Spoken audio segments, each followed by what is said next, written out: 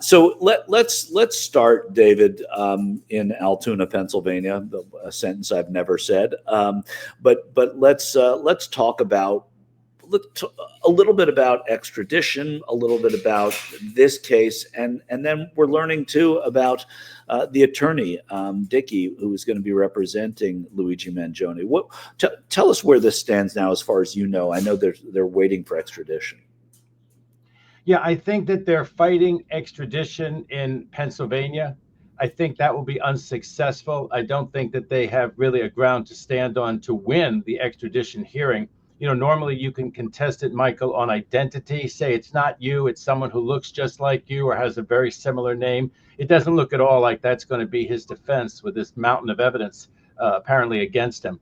I think that he may want to take a look at the discovery, that attorney in Pennsylvania. I think they do have to make a prima facie case, which means they have to show some discovery. And you always want to see that. If you just sign the papers that you waive extradition and you go back to New York, you don't get the discovery in that process. So he wants to see at least some of the evidence against his client. I don't think he'll ultimately be the attorney. I don't know if he's a member of the bar in New York. There are ways that you can be admitted what we call pro hoc vice, just for one case. Maybe you have to get a New York attorney to associate with you. But I just don't think he's going to end up being the attorney in such a high profile case in New York City. And that's where it's going to end up in just a few weeks.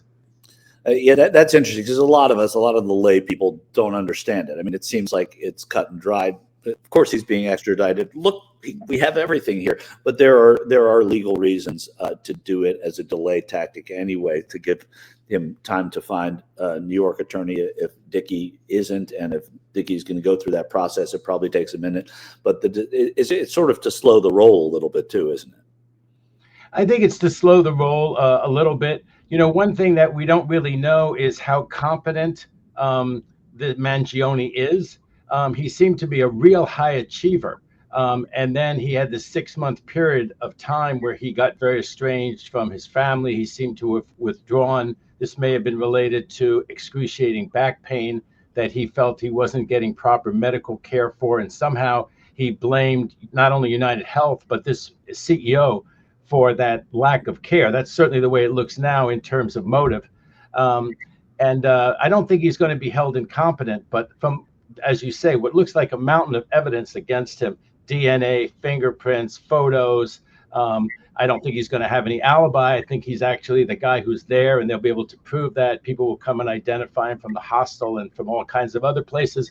So I think he plans to make some kind of a mental defense, which is very difficult. Many of us in California remember the Twinkie defense that was made up in San Francisco. And we remember some of the other famous defenses that stop short of insanity, which is a very high burden to show that you're actually insane. In many states, it's not knowing the difference between right and wrong. There's also something called diminished actuality, also very difficult to show applies in your case. There's an issue who has the burden of proof, but still, it's a very high mountain to climb for a defendant to have a jury come back and say on a crime like this that you were either insane, temporarily insane, or that you had this so-called diminished actuality. So I think he's facing a conviction for second-degree murder when this all plays out.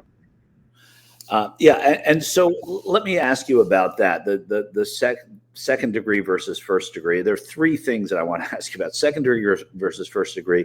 His arraignment, speaking just what you talked about, at his arraignment, he was asked if there was any, and I'm paraphrasing this because I don't remember it verbatim, but if there was any kind of mental breakdown or drug use or anything like that, and he said no at his arraignment. Does that matter? Does that play, or is that something that is happening under a time of duress?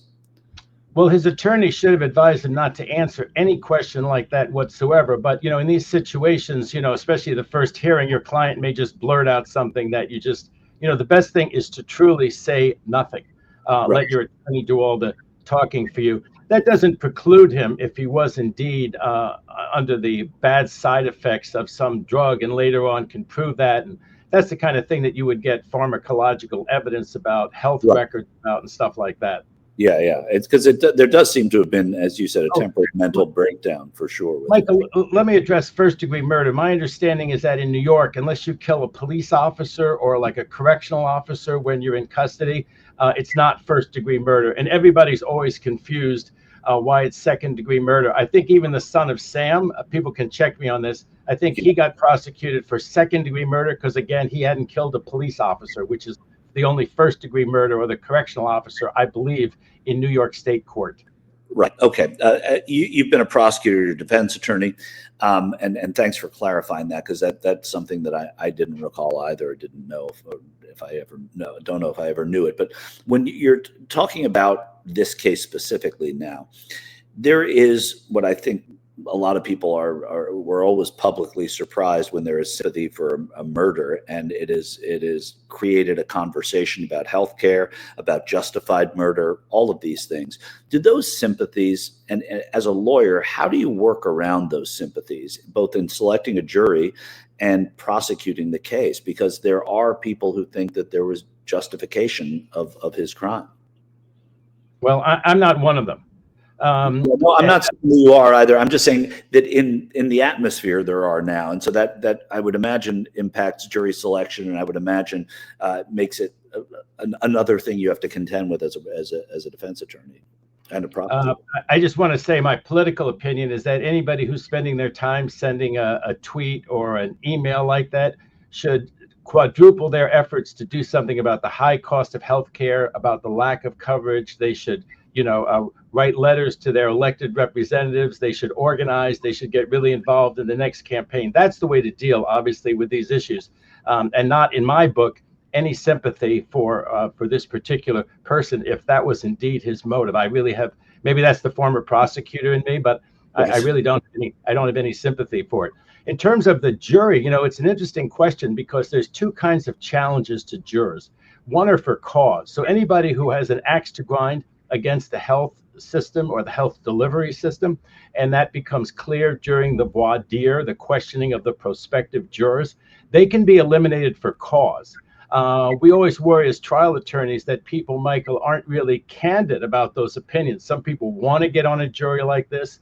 Maybe some people don't even realize they sort of have that bias, but they don't express it during voir dire. And so you don't get to make that challenge for cause successfully.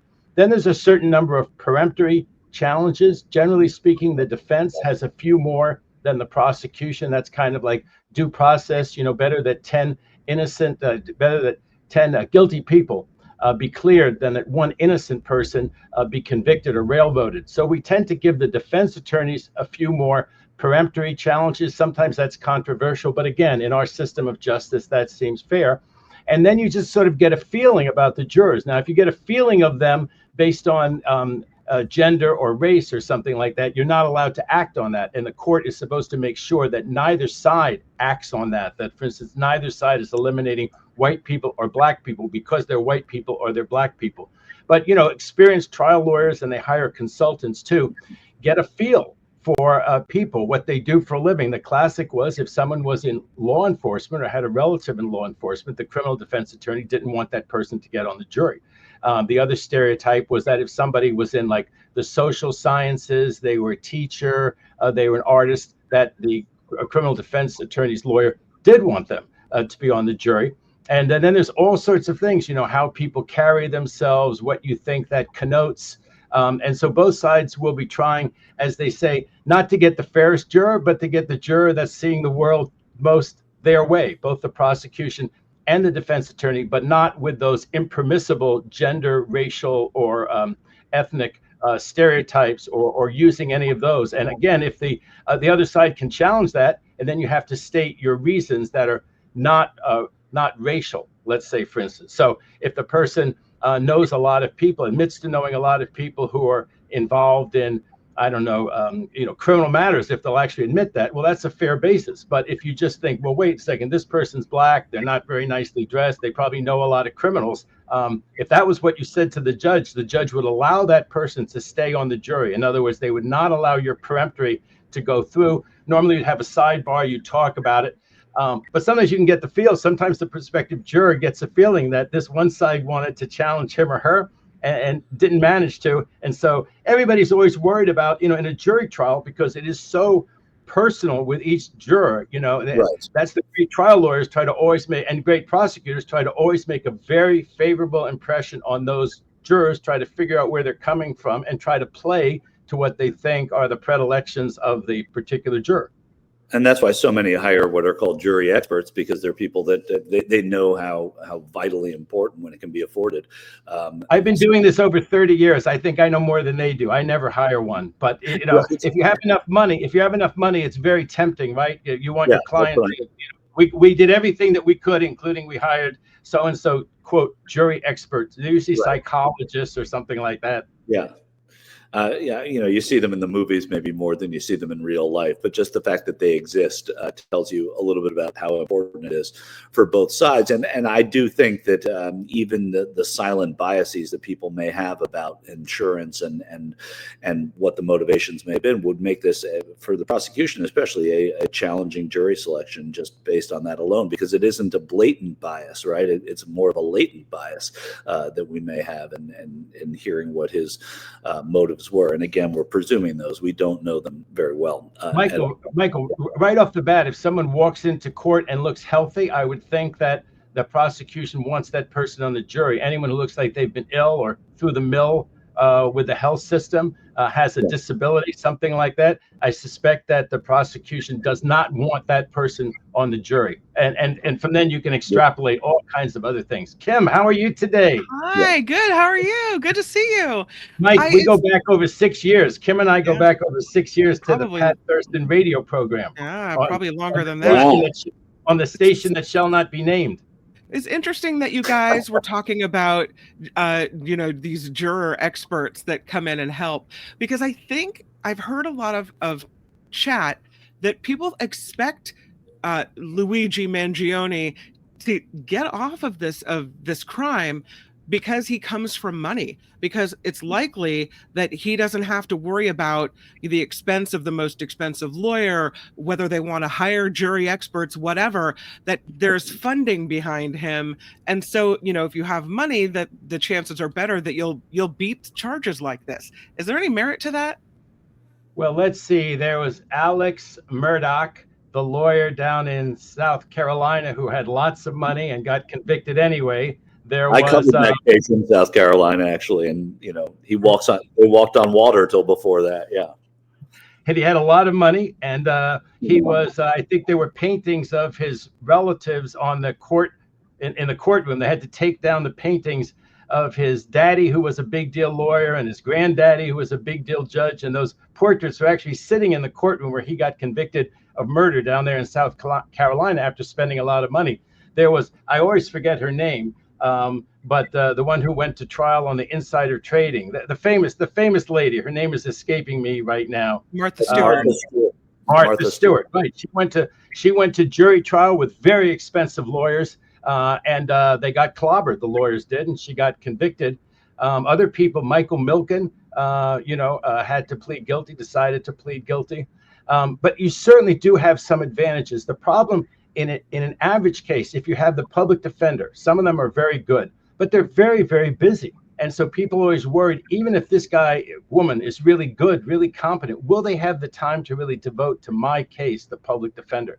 And if they're on a small budget, that's really difficult. I mean, what the government does to you, especially now in these cases, there's so much discovery. They give you an avalanche to go through. You might think, well, this case is about allegedly murdering one person one day. There will be thousands and thousands of pages of discovery. There'll be examination of the DNA. There'll be everything under the sun. So if you don't have the public defender, who ends up usually being quite overworked, even if they're very good, and if you have a reasonably priced lawyer, they're going to get buried.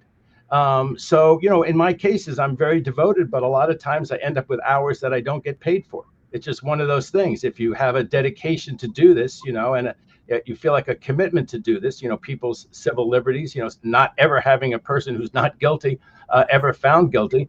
You end up spending a lot of time and a lot of lawyers, it's not just me, don't really get compensated for all the time that they spend. People think it's sort of this wild billing machine and you get paid this hundreds of dollars every hour. And certainly you're supposed to. And if a client can pay you, they ought to. But really, the great defenses, you do need a lot of money. I mean, you look at what very rich people do, and very rich people tend to spend a lot of money on legal fees. I mean, tens of millions of dollars. Milken was supposed to have spent, back when money was money, almost $100 million on his criminal defense. And I believe Milken did not go to trial at the end of the day. I think he entered a guilty plea. So it certainly helped have money, Michael. Yeah, Unless I think you're right. Trump. Unless you're Trump, in which case you take the legal services, but you never pay the legal fee. Yeah. Well, that was one of the myths. But I think that Trump ended up paying those lawyers. He's now picked some of them to be top Department of Justice officials, the ones who defended him. And they've been less controversial because RFK Jr. and Hegseth and this Kash Patel at the FBI and Tulsi Gabbard, they're all so controversial that some of them kind of, go under the radar a little bit. But he's picked his own lawyers to be like the number 2 person at the Department of Justice, the person under this Bondi. He absolutely, I think, paid some of those lawyers. And then the tips on cryptocurrency, priceless, if he gave them any tips. Right. Well, we could talk about Mangione with you for a long time, and I imagine Mark and this show will going forward because it is an evolving case. To me, the jury part of it is so fascinating, and we also even don't know. There's legacy wealth in his family. We don't know what kind of wealth he has. His grandfather owned a lot of property, and they went to private schools, but that could also mean that there's nothing left. So we'll find that out as it gets closer. Let you started to tease us a little bit. We don't have very much time, but tell me a little bit about this, Christopher Wray leaving the FBI and Kash Patel coming in, and what that means for the FBI and sort of, Trump is the president. So in essence, the president does have control over a lot of those institutions, but it's usually when it comes to the Justice Department, they try and err at least on the side of having law enforcement people. There are people with history and justice. And now Kash Patel, who you mentioned, is stepping in. And he's coming in with what seems like an agenda, even though many senators are saying, oh, no, he didn't mean that when he said it.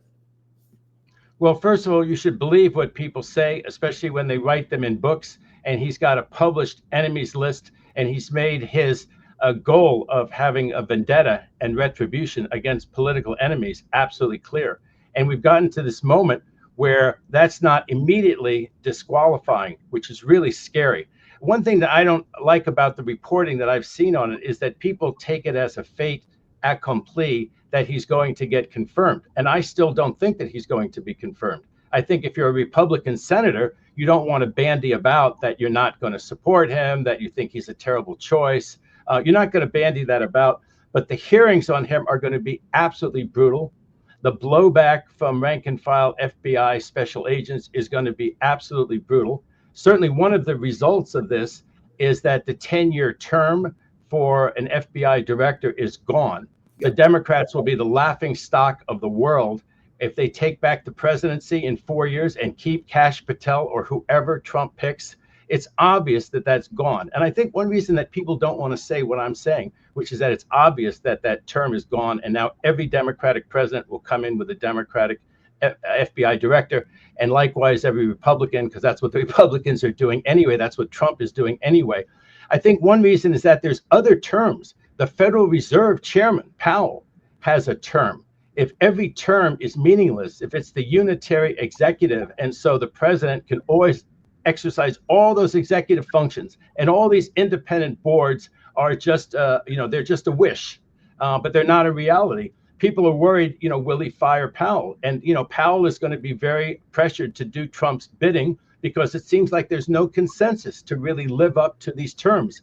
Some of these boards, you name them, the FTC, the FCC, everyone that you can think of, if they're really not independent agencies, if these are all executive functions, which is the idea of this unitary authority, then all of those people are at risk. And I have to say one more thing, if you don't mind, which I thought was an outrage. There was a vote for a member of the NLRB, the National Labor Relations Board, yesterday in the Senate, because Manchin and Sinema wouldn't support a Democratic woman, no less. People who say, Well, elect Sinema. It'll be great for the women. Elect a woman senator. It'll be great for the woman. Here is an incredibly competent woman who was up for renomination to the National Labor Relations Board. She's pro-union. Wow, all those union guys, all those working class guys who voted for Trump. Here she was, pro-union, a record of helping unions and working people. Manchin and Sinema knifed her, and the vote ended up being 50-49. It wasn't even a tie, so they couldn't bring Vice President Harris in to help the situation. Hopefully, Biden will take another shot at this and really try to whip people. And Sinema and Manchin will maybe be embarrassed. People will think, what do they plan to do next in life? I wonder if it's something that's going to be pro-labor or something that's anti-labor. And speculate whether maybe this anti-labor vote is because Manchin and Sinema don't plan to be a member of the working class after they were both basically thrown out of the Senate. They were both really, reviled. And they still need Manchin and Sinema for a little bit longer. But after January 3rd, can you imagine what their legacy is going to be? All of the progressive, common sense legislation that Manchin and Sinema got in the way of after taking a job and running as Democrats. Sort of remarkable, huh, Michael? It is absolutely remarkable. And although it isn't, because what's remarkable is that any Democrats would be trusting Manchin and Sinema to do anything but what they did in a way, because it's been 4 years of Stonewall. Well, West Virginia was such a red state, Michael. West Virginia was such a red state. I guess you can say, thank God that Manchin came along and did whatever he did do as a Democrat. But Sinema, what a farce. Yeah, totally. I mean, Manchin, whatever you thought of him, created a Senate majority just by being a Democrat and staying a Democrat. So to that, he gets some credit from Democrats. Spencer Jaffe in the chat, $5 super chat donation, and 3 words: go David Katz. So that is that you have support on this show, and I'm glad you came in, even though the pinch hitter was at the plate today. And I appreciate your time and your expertise and wisdom on the jury selection, because it's fascinating to me. You pinch hit great, and tell Mark not to be like the guy who let Lou Gehrig play that game for him. Okay. Wally Pipp. You're talking about Wally Pipp. I promise I won't be Wally Pipp. We're not going to turn your show into a sports one. They already did that to us at the station that shall not be named, and some of us sports love. We don't appreciate that at all. But your producer and I guess you, and I think Kim, you're nuts about some sports. And by the way, the Bears are coming down here to play. My Cal Bears. I went to college and law school at Berkeley. They're actually getting play down here, even though we're in the ACC. We're getting to play down here in LA next week. So go Bears. It's pretty good because you're in my ACC too, because I went to UVA. So for some reason, somehow UVA and SMU and Cal are in the same football conference. And, something about the Pacific teams playing on the Atlantic coast. I don't know. We're pretty bi-coastal, much more than we want to be. Can you imagine those? There's never been anything like this. Everyone, and they have to go back and travel all the way across the country while they're in college, and they're not going to be multimillionaires like some of the football players. They're just kids who shouldn't have to go.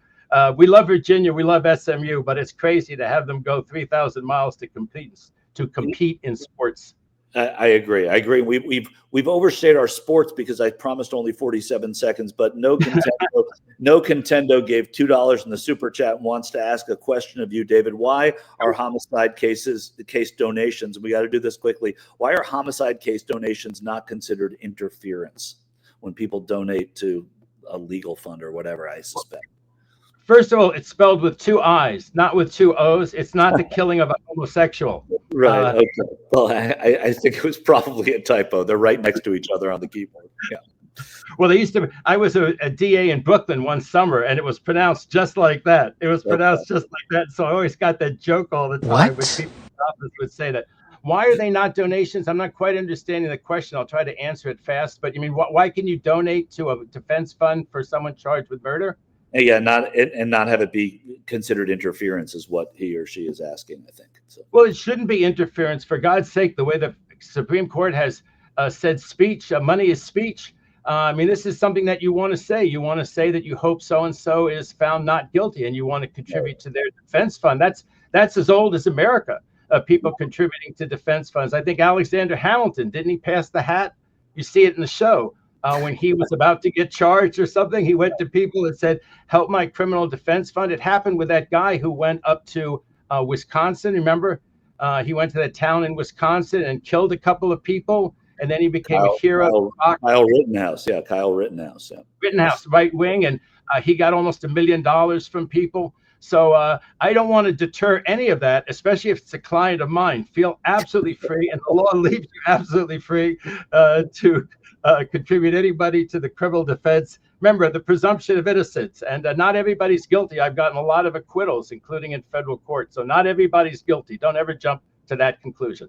Former Assistant U.S. Attorney David Katz, thank you so much for being on the show. And you will, I presume, be back when Mark is back in this seat next week. Thanks so much. Okay, Lou Gehrig.